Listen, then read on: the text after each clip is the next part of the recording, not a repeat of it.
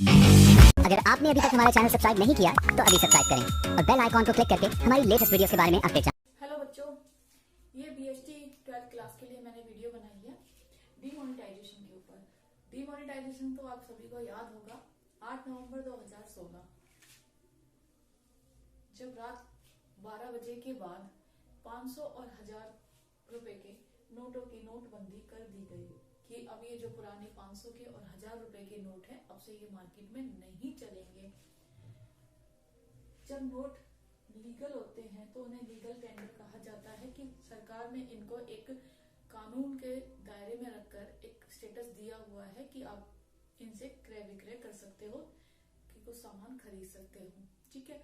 लेकिन जब डिमोनेटाइजेशन होता है तो वो लीगल स्टेटस नोटों से वापस ले लिया गया। अब ये सिर्फ एक कागज के टुकड़े ही रह गए और नई करेंसी यानी 2000 का नोट फिर इशू कर दिया गया, ठीक है। जब डिमोनेटाइजेशन हुआ उस टाइम पे हमारे पास जो करेंसी थी 500 और 1000 के नोटों की, वो इस प्रकार थी कि ये जो 86.9% है वो 500 और 1000 के ही नोट थे, और जो ये 13.1 ये जो पार्ट है ये बाकी करेंसी थी। बाकी मतलब 20 का, 10 का, 100 का ये नोट थे, ठीक है। 5 और 1 का भी आप ले सकते हो, इसमें ये वाली करेंसी थी। तो जैसे ही डिमोनेटाइजेशन हुआ एकदम से, पहले तो लोगों ने सोचा कि ये क्या हुआ, लेकिन धीरे धीरे लोगों ने इसको एक्सेप्ट कर लिया, क्योंकि कहीं ना कहीं ये जो एक स्टेप था जिससे कि जो अमीर हैं, जिनके पास काला धन है या फिर जिन्होंने टैक्स नहीं चुकाया, उनके खिलाफ, ठीक है, कि जो इलीगल पैसा है, जो ब्लैक मनी है, जिस पर टैक्स नहीं भरा गया है, वो कहीं ना कहीं इसमें बैंक में जमा कर दिया जाएगा इस टाइम पीरियड में, और फिर उसके बाद इसका कहीं ना कहीं फायदा पुअर पीपल को भी होगा, ठीक है। तो इसकी कुछ फीचर्स हैं, विशेषताएं, फीचर्स ऑफ डिमोनेटाइजेशन क्या होती हैं, ये हम थोड़ा सा डिस्कस करेंगे। टैक्स एडमिनिस्ट्रेटिव मेजर्स, अगर आप टैक्स की दृष्टि से देखो, अगर आप टैक्स के रूप में देखो तो ये एक बहुत अच्छा स्टेप था जो गवर्नमेंट के द्वारा उठाया गया था। कई सालों से ऐसे नोट थे जो कि बैंक तक पहुंच ही नहीं पा रहे थे। नोटों के ऊपर आप देखते होंगे कि यहाँ पे ना एक नंबर होता है, मान लो ये नोट है, यहाँ पे सीरीज नंबर दी होती है। जब ये नोट इशू किए जाते हैं बैंक के थ्रू, तो यहाँ पे इसी सीक्वेंस में इशू किए जाते हैं। तो काफी मात्रा में ऐसे नोट थे जो कई सालों से इकोनॉमी में सर्कुलेट ही नहीं थे, किसी बैंक में कहीं भी आए नहीं थे। तो एक आइडिया था सरकार को कि कहीं ना कहीं पैसे दबे हुए हैं, छिपे हुए हैं ब्लैक मनी के रूप में। तो जिन लोगों ने टैक्स नहीं दिया था उन लोगों को भी अब अपनी मनी को बैंक के थ्रू शो करना था, जिससे कि काफी अच्छी मात्रा में टैक्स वसूल किया गया, जो कि सरकार के खाते में जमा हुआ। Tax evasion control measure, tax evasion होता है बेटा कर की चोरी करना, यानी टैक्स की चोरी कर रहे हो आप, टैक्स नहीं दिखा रहे हो, जितनी आपका प्रॉफिट है आप एक्चुअल से दिखाई नहीं रहे हो, टैक्स भर ही नहीं रहे हो, सरकार से जो आप टैक्स की चोरी कर रहे हो उस पर कहीं ना कहीं काफी हद तक कंट्रोल हो गया। क्योंकि कहीं ना कहीं आपने देखा होगा कि जैसे ही डिमोनेटाइजेशन हुआ तो बिजनेस में ऑनलाइन ट्रांजेक्शन होने लगी, क्योंकि कैश की कमी थी, और वो जितनी भी ऑनलाइन ट्रांजेक्शन थी वो सारी गवर्नमेंट को शो होती रही और एक्चुअल टैक्स भी वहां पे वसूल किया गया। Generalising saving into the formal finance, देखो क्या होता है कि लोग अपना जो पैसा है बचत के रूप में, सेविंग्स के रूप में रखते हैं, फिर धीरे धीरे उसी पैसे को बैंक में रखा जाता है, ठीक है। बैंक उस पैसे को जो प्रोड्यूसर हैं, जो बिजनेसमैन हैं, उनको मनी उधार देते हैं, ठीक है। तो जब डिमोनेटाइजेशन हुआ तो सारा पैसा बैंक में ही था, लोग कम खर्च कर रहे थे, तो बैंक के पास ज्यादा मात्रा में पैसा था, ठीक है। और वो जो सेविंग्स थी वो किसको दी गई, फॉर्मल फाइनेंस, यानी लोगों को, जो बिजनेसमैन थे उनको आसानी से कम, लेस इंटरेस्ट पे उधार दी गई। क्रिएटिंग लेस कैश इकोनॉमी, देखो लोगों के पास कैश ज्यादा मात्रा में होता है तो चोरी होने का भी डर होता है, ठीक है। इस चीज को कम करने के लिए या डिजिटल ट्रांजैक्शंस के लिए, डिजिटल ट्रांजैक्शन आप जानते होंगे आजकल चला हुआ गूगल पे, फोन पे, पेटीएम, ये सब, इन सब चीजों को इम्प्रूवमेंट के लिए भी creating less cash economy develop हुई। सारी, जहाँ पे कैश की मात्रा कम होती थी और सारी ट्रांजेक्शन्स जो थी, सामान लेना देना खरीदना, सारी ऑनलाइन ट्रांजेक्शन्स को बढ़ावा मिला। ठीक है, आगे इम्पैक्ट ऑफ डिमोनेटाइजेशन क्या कहता है कि इसके क्या प्रभाव पड़े। बेस पॉइंट मैंने अलग से लिखा हुआ है। फर्स्ट पॉइंट कहता है आपका मनी या इंटरेस्ट रेट। इसका प्रभाव क्या पड़ा, लेस इन कैश ट्रांजेक्शन्स। जो हमने कैश में जो ट्रांजेक्शन, नगद जो हम काम करते थे, इधर उधर पैसा भेजते थे, नगद का लेना देना उधार देना, ठीक है, ये जो होता था आपका, वो ट्रांजेक्शन्स कैश में कम हो गई। आप पैसे नहीं दे रहे थे दूसरे पर्सन को, यहाँ जो भी आप चीजें खरीद रहे हो तो वो एक ऑनलाइन ट्रांजेक्शन के थ्रू ज्यादा खरीद रहे थे। मोर डिपॉजिट्स इन बैंक। सभी लोगों को ये डर था कि एक लिमिटेड डेट दी गई थी, उस डेट तक अगर आपने पैसा बैंक में जमा नहीं कराया था तो वो जो आपके 500 और 1000 के नोट है वो पेपर माने जाएंगे, उनकी कोई वैल्यू नहीं होगी। तो सभी लोगों ने पैसा बैंक में जमा करा दिया। इससे भारी मात्रा में बैंक के पास कैश डिपॉजिट हो गया। मोर सेविंग्स। लोग खर्च ही नहीं कर पा रहे थे क्योंकि खर्च करने के लिए उनके पास पैसे नहीं थे। लंबी लंबी लाइनें लग रही थी बैंक से अपना ही पैसा विड्रॉल कराने के लिए। जो पुराने नोट हैं उनको नई करेंसी में कन्वर्ट होके लोगों तक पहुंचने में काफी टाइम लगा। उस दौरान लोगों ने खर्चे कम कर दिए तो ज्यादा से ज्यादा सेविंग्स हुई। Private wealth. प्राइवेट सेक्टर की हालत देखते क्या हुआ। जो रियल एस्टेट है, आपके जो प्रॉपर्टी है, जमीन वगैरह खरीदते बेचते हैं, इन सब चीजों में लोगों ने कम ही पैसा लगाया। यानी एक तरह से मार्केट में रियल एस्टेट डाउन हो गया और उनकी प्रॉपर्टी की प्राइस जो थे वो प्राइवेट एसेट्स के लेस हो गए। लेकिन वहीं देखा जाए तो पब्लिक जो सेक्टर है उनकी वेल्थ पे कोई भी असर नहीं हुआ, नॉट अफेक्टेड। जो सरकारी जमीनें थी, सरकारी जो काम थे, उन पर कोई भी असर ज्यादा नहीं देखा गया। टैक्स कलेक्शन इंक्रीज हुआ क्योंकि लोगों ने अब जो अपना काला धन था या फिर जो पैसे थे वो सारे बैंक में पहुंचाए क्योंकि उनको मनी को न्यू मनी में कन्वर्ट करना था। ठीक है, उनको नए नोट चाहिए थे, नई करेंसी चाहिए थे, तो ज्यादा से ज्यादा उन्होंने ईमानदारी से अपने टैक्स को पे किया। ठीक है, ये था आपका डिमोनेटाइजेशन। डिमोनेटाइजेशन के बाद टॉपिक है आपका इकोनॉमिक रिफॉर्म सिंस 1991 की। जो इकोनॉमिक थी उसमें सुधार किए गए थे 1991 के बाद। जुलाई 1991 में क्या हुआ, जो आपकी अर्थव्यवस्था है उसको नए रूप से सुधारा गया। यानी आप इसे न्यू इकोनॉमिक पॉलिसी भी बोल सकते हैं, आप चाहे तो इसे changing scenario of Indian economic environment भी लिख सकते हैं। ठीक है, या आप इसे न्यू इकोनॉमिक भी बोल सकते हैं। तो जो न्यू इकोनॉमिक रिफॉर्म हुआ वो आपका जुलाई 1991 से हुआ। इसको आप एलपीजी भी बोलते हो। रिफॉर्म होता है बेटा सुधार, कि आपकी जो अर्थव्यवस्था थी पहले क्या थी, क्लोज्ड इकोनॉमी थी, यानी इंडिया के ही अंदर एक तरह से सामान सेल और परचेज हो रहा था। ठीक है, अब इसको थोड़ा ओपन कर दिया। ओपन इकोनॉमी में क्या हुआ कि आपने इंडिया के बाहर जो और कंट्री हैं उनके साथ भी एक्सपोर्ट और इंपोर्ट करना स्टार्ट कर दिया ज्यादा मात्रा में। ठीक है, ऐसा नहीं हम पहले नहीं करते थे, अंग्रेजों के टाइम पे भी हम एक्सपोर्ट इंपोर्ट किया करते थे, लेकिन अब 1991 के बाद हम बड़े लेवल पे करने लगे। ठीक है, जिसे हमने ओपन इकोनॉमी का नाम दिया।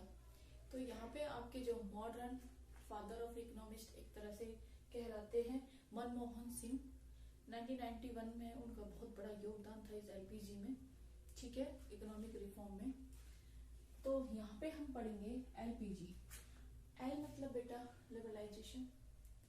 हिंदी वाले बच्चों के लिए इसका मतलब होता है उदारीकरण। पी फॉर बेटा प्राइवेटाइजेशन यानी निजीकरण। और ग्लोबलाइजेशन मतलब वैश्वीकरण।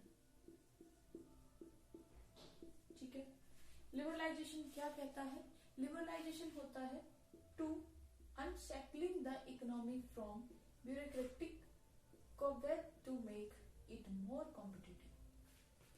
कि जब आपको अर्थव्यवस्था में रिफॉर्म करने हैं तो आपने थोड़ा सा लिबरलाइजेशन कर दिया कि आप जो काम कर रहे हो उसमें जो फालतू के रेस्ट्रिक्शंस थे, जो आपने रूल्स रेगुलेशंस बना रखे थे, उनको कम कर दिया।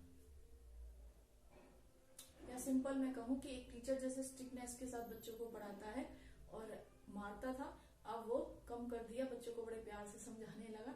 इस तरह से जो आप बिजनेस में रूल्स थे, रेगुलेशंस थे, लाइसेंस लेना है, ठीक है, वो सब खत्म कर दिए या बहुत ही कम कर दिए, उसे कहा जाता है लिबरलाइजेशन। ठीक है, तो मैंने आपको शॉर्ट में लिखा भी है, चाहे तो स्क्रीनशॉट ले लो या फिर आप इसके नोट्स बना लेना। Remove necessity of having licence, हर बिजनेस को करने के लिए हर चीज में लाइसेंस की रखने की अनिवार्यता को खत्म कर दिया गया था या कम कर दिया। Freedom to determining the scale of business, आपको एक आजादी दे दी कि आप अपने बिजनेस का स्केल कुछ भी रख सकते हैं, आप अपने बिजनेस को कितना भी बढ़ा सकते हैं। ठीक है, और removing restrictions of moving goods and services, आप अपने जो चीजें हैं, सामान है, जो आप वस्तुएं इधर उधर बेचते हो, खरीदते हो, जो फ्लो है वो आपको फ्रीडम दे दी, और जो रिस्ट्रिक्शन थे वो हटा दिया। आप चाहे तो यहाँ से आप जम्मू में बेचो, कश्मीर में बेचो, दूसरे देश में बेचो, कुछ भी बेचो, ठीक है, वो रिस्ट्रिक्शन सारे खत्म कर दिए गए। जहां आपका मन करे अपने गुड्स को, सामान को बेचो। जहां यहाँ पे और क्या कर दिया, सिंप्लीफाइंग इम्पोर्ट एक्सपोर्ट प्रोसीजर, आपका जो इम्पोर्ट और एक्सपोर्ट का जो प्रोसीजर है वो भी बहुत सिंपल कर दिया। पहले क्या होता था कि कई जगहों पे चेकिंग होती थी, ये फॉर्म भरो, वो फॉर्म भरो, तो बहुत ज्यादा लंबा चौड़ा प्रोसेस होता था, तो लोग इसकी वजह से कम ही बिजनेस करते थे कि भाई इतने झंझट में क्या पड़ना है, और एक्सपोर्ट और इम्पोर्ट भी कम कर देते। लेकिन जब ये प्रोसेस थोड़ा सा उन्होंने बहुत ज्यादा लेबर कर दिया, मतलब थोड़ा उदार कर दिया, मतलब थोड़ी छूटें दे दी आपको कि आप आराम से इजी प्रोसेस कर दिया, तो लोगों ने बिजनेस करना ज्यादा स्टार्ट कर दिया। ये लिबरलाइजेशन, क्लियर।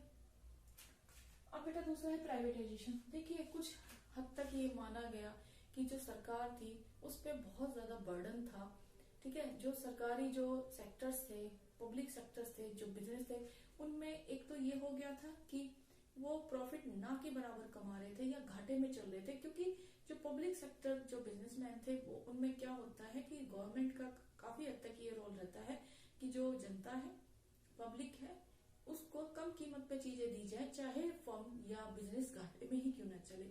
और काफी हद तक कुछ लोग ये भी बोलते थे कि उसमें जो काम करने वाले वर्कर्स थे उनको ये था कि जॉब तो जानी नहीं है, सरकारी नौकरी तो लेजी भी माने जाते थे। ठीक है, उस टाइम पे मैं सभी को डिफाइन नहीं कर रही हूँ। तो इन सब चीजों को देखते हुए नुकसान में चल रहे अपने बिजनेस को सरकार ने, पब्लिक ने, जो प्राइवेट सेक्टर को वो दे दिए या तो बेच दिए।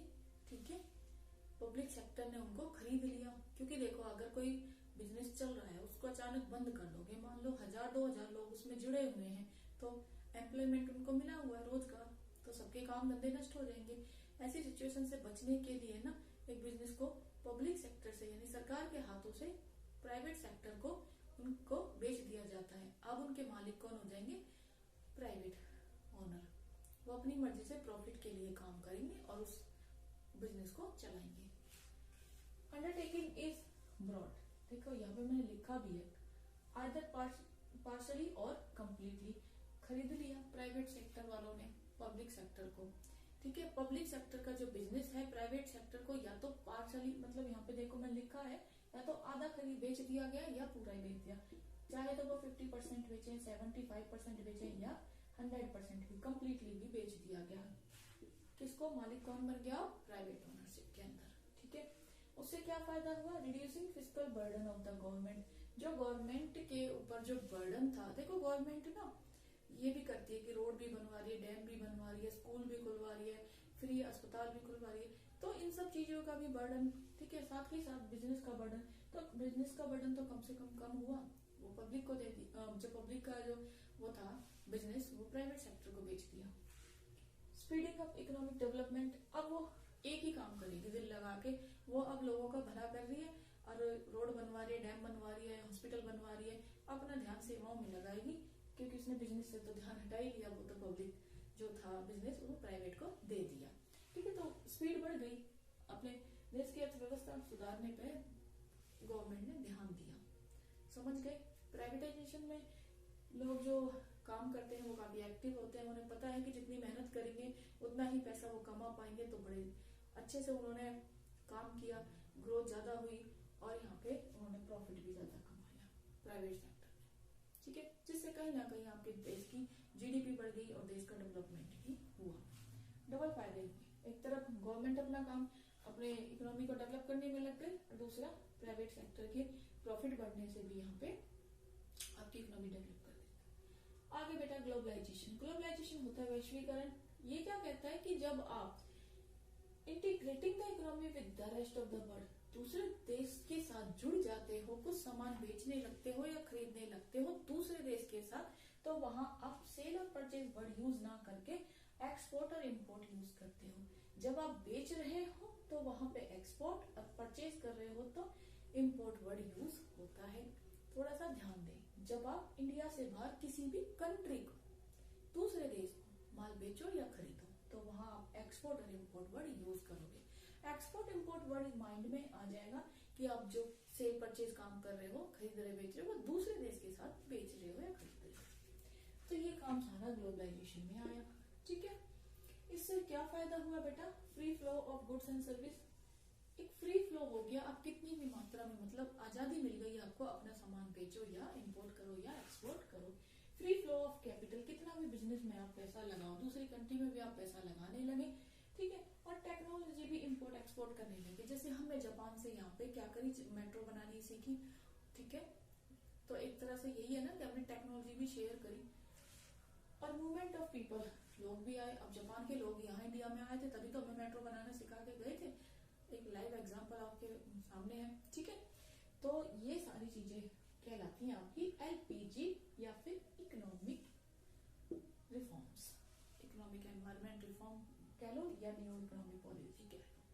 ठीक है, आई होप आपको ये क्लियर हो गया होगा। चलो अब हम पढ़ेंगे ऑब्जेक्टिव्स ऑफ इकोनॉमिक रिफॉर्म, कि हमने जो इकोनॉमी को रिफॉर्म किया, अर्थव्यवस्था में हमने जो सुधार किए, उसके उद्देश्य क्या रहे थे।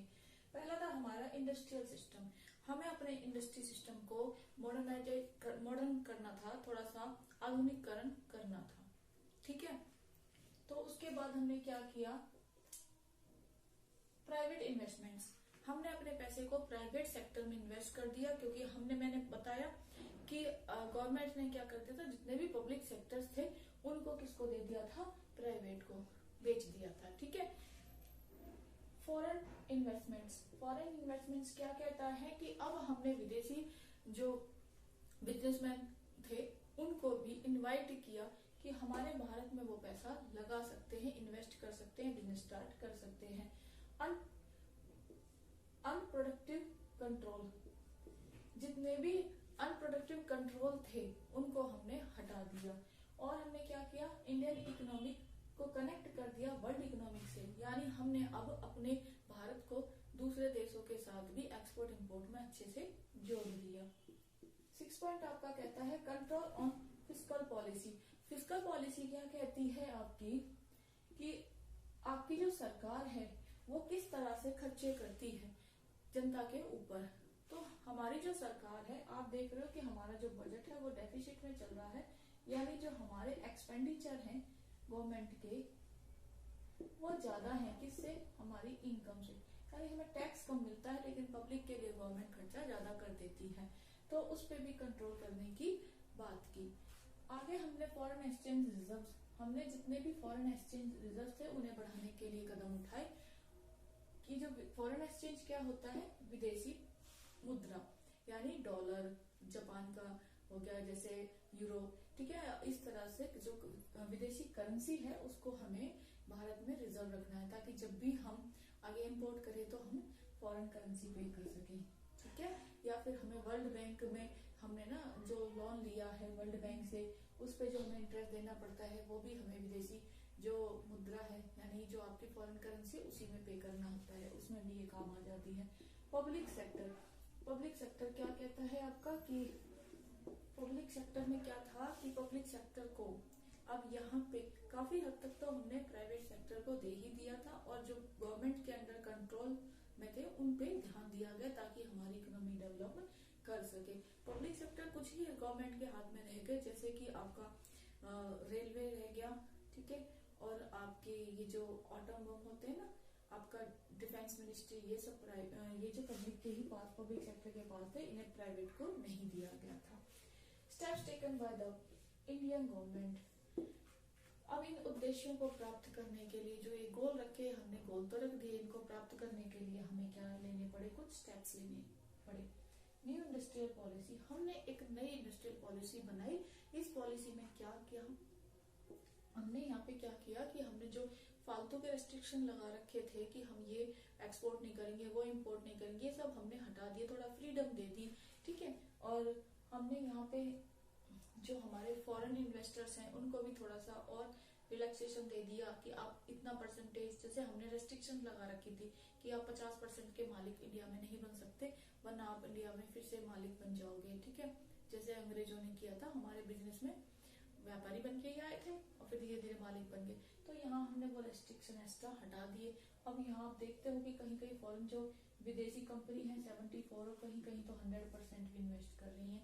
ये पॉलिसी हमारी बनी। New trade policy, new trade policy भी यही कहती है कि हमने बिजनेस करने के नए नए तरीकों को अपनाया, जिसमें हमने काफी लिबरलाइजेशन किया, ग्लोबलाइजेशन किया, काफी रेस्ट्रिक्शंस को हटा दिया और फॉरेन करेंसी को इनवाइट किया, इन्वेस्टमेंट्स को बढ़ावा दिया, ठीक है। दूसरे देशों के साथ मिलकर व्यापार करना स्टार्ट कर दिया।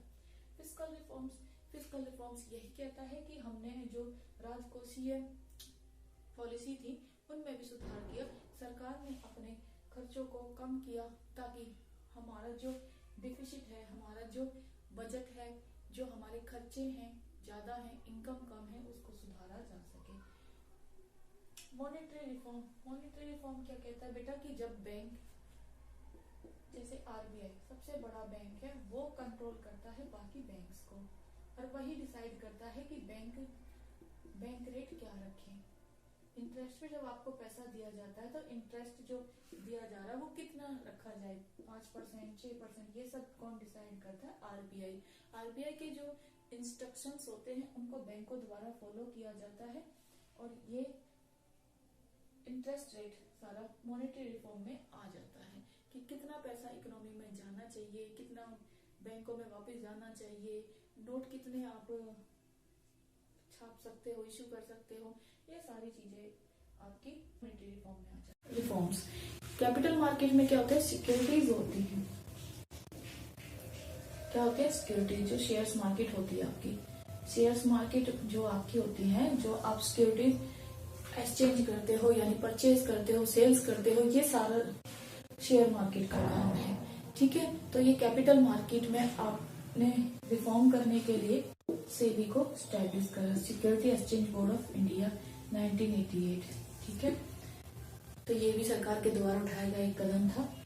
Dismantling price control, price control में यहाँ पे क्या किया, कुछ प्रोडक्ट के ना गवर्नमेंट प्राइस फिक्स कर दी थी, जैसे पेट्रोल हो गया आपका, कुछ खाद्य पदार्थ हो गए, ठीक है, कुछ इस्पात यानी स्टील वर्क, ये चीजें हो गई, इनमें गवर्नमेंट ही प्राइस कंट्रोल करती थी, वही सेट करती थी, वही रखे जाते थे। लेकिन काफी हद तक गवर्नमेंट ने यहाँ भी लोगों को छूट दे दी कि वो प्राइस ऊपर नीचे थोड़ा कर सकते हैं अकॉर्डिंग टू सिचुएशन, ठीक है। तो यही था प्राइस कंट्रोल। आई होप आपको ये सारे पॉइंट क्लियर हो गए होंगे। चलिए बेटा, अब हम पढ़ते हैं बच्चों impact of changes in government policy on business and industry, कि जब आपने अपनी गवर्नमेंट पॉलिसी को चेंज किया तो बिजनेस और इंडस्ट्री पे उसके क्या क्या इफेक्ट पड़े, ठीक है। पहला था इंक्रीज इन कंपटीशन। देखो कंपटीशन एक तरह से बढ़ गया, जैसे ही आपने एलपीजी की, ठीक है, ग्लोबलाइजेशन किया, तो अब यहाँ कंपटीशन भी आपके ग्लोबल लेवल पे हो गया। मान लो कि आप कलर रंगीन टीवी देख लो, उसमें भी कितने सारे आपको दिखाई देंगे, एलईडी, एलसीडी, सब, इनमें भी कंपटीशन बढ़ गया। कंपटीशन बढ़ने से आप ये भी देखोगे कि इंडस्ट्री टू सर्विस सेक्टर, जैसे इंडस्ट्री में पहले सिर्फ इंडस्ट्री में काम ही किया जाता था, लेकिन उसके साथ साथ उसमें सर्विस सेक्टर भी देखने को आपको मिला। सर्विस सेक्टर के अंदर आपका बैंकिंग, इंश्योरेंस, वो सेक्टर्स आते हैं, ट्रांसपोर्ट, वेयर हाउस, जो कि आपकी इंडस्ट्री सेक्टर को सपोर्ट करते हैं ताकि आपका इंडस्ट्री सेक्टर जल्दी से ग्रो करे, ठीक है। और ग्लोबलाइजेशन के साथ साथ जितना भी ज्यादा कंपटीशन हुआ उतनी ही ज्यादा क्वालिटी मेंटेन की गई, क्योंकि आपको अब यहाँ कंपटीशन में ग्लोबल लेवल पे टिकना है, ठीक है। तो एक तरह से ग्राहकों को अच्छी कीमत पे, मतलब कम कीमत पे अच्छी क्वालिटी मिलने लगी। मोर डिमांडिंग कस्टमर, अब जो आपके ये कस्टमर है वो मोर डिमांडिंग हो चुके हैं, क्योंकि कस्टमर को यहाँ पे देश विदेश सभी प्रोडक्ट की नॉलेज है, वो आसानी से कंपैरिजन कर लेते हैं। जहां उन्हें अच्छी चीज मिलती है, सस्ती कीमत पे मिलती है, वो वहीं से खरीदते हैं। तो कंपटीशन बढ़ने से आपको क्वालिटी पे भी ध्यान देना पड़ा। रैपिडली चेंजिंग टेक्नोलॉजिकल एनवायरमेंट, तेजी से टेक्नोलॉजिकल एनवायरमेंट आपको देखने को मिले, क्योंकि यहाँ पे आपका कंपटीशन ग्लोबलाइजेशन लेवल पे हो गया। और आप देखते हो कि जैसे यूएसए, जापान, जितने ज्यादा डेवलप्ड कंट्री हैं, उनके प्रोडक्ट आप देखते हो। स्मार्टफोन का या एग्जांपल ले लो कि स्मार्टफोन में कितनी सारी वैरायटी है, कितने सारे चेंजेस आ जाते हैं, ठीक है। तो अकॉर्डिंग टू चेंजेस आपको भी अपने बिजनेस में, अपने टेक्नोलॉजी में चेंजेस करने पड़े, ठीक है। नेसेसिटी फॉर चेंज, परिवर्तन अब एक समाज का एक हिस्सा बन गया था और यहाँ पे आपको चेंजेस करने ही पड़े थे, क्योंकि आप यहाँ पे कंपटीशन ग्लोबल लेवल पे हो गया। हर तरफ आपको, चाहे आप इकोनॉमी में बैठे हो, चाहे पॉलिटिकल में हो, कहीं भी देखो, चाहे आप एजुकेशन में ले लो, हर तरफ चेंजेस आए, क्योंकि यहाँ पे आपका कंपटीशन अब ग्लोबल लेवल पे हो चुका था। मार्केट ओरिएंटेशन, देखो पहले जो मार्केट थी वो सिर्फ प्रोडक्शन पे बेस्ड थी। प्रोडक्शन ओरिएंटेशन क्या कहता है कि पहले प्रोडक्ट बना लो, फिर वो बिकी जाएगा, ठीक है, आपको फिर उसको बेचना ही है। तो लेकिन जो मार्केट ओरिएंटेशन वो ये कहता है कि पहले आप रिसर्च करो कि मार्केट में क्या चीज बिक सकती है, इस चीज की पहले ही रिसर्च और प्लानिंग करो, उसके बाद प्रोडक्ट को लाओ और फिर बेचो। तो यहाँ पे आपको अपना जो दृष्टिकोण था, एक प्रोड्यूसर का जो सोचने का तरीका था, वो मार्केट ओरिएंटेशन के बेस पे करना पड़ा। आगे पॉइंट है बेटा आपका loss of budgetary support to the public sector.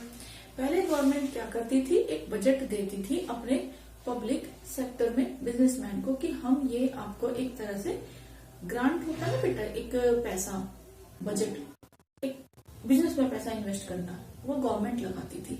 लेकिन धीरे धीरे गवर्नमेंट के सर पे और भी जिम्मेदारियां थी, जिसकी वजह से उन्होंने इस पब्लिक सेक्टर को पैसे देने कम कर दिए। उन्होंने ये जान लिया था कि अगर हमें मार्केट में टिके रहना है तो खुद के ही प्रॉफिट से बिजनेस में चलना पड़ेगा, ठीक है। काफी हद तक तो यहाँ प्राइवेट सेक्टर को उन्होंने बेच दिया था। जो बचे हुए थे पब्लिक सेक्टर, उनको खुद ही प्रॉफिट अर्न करना था और खुद ही अपना पैसा कमाना था।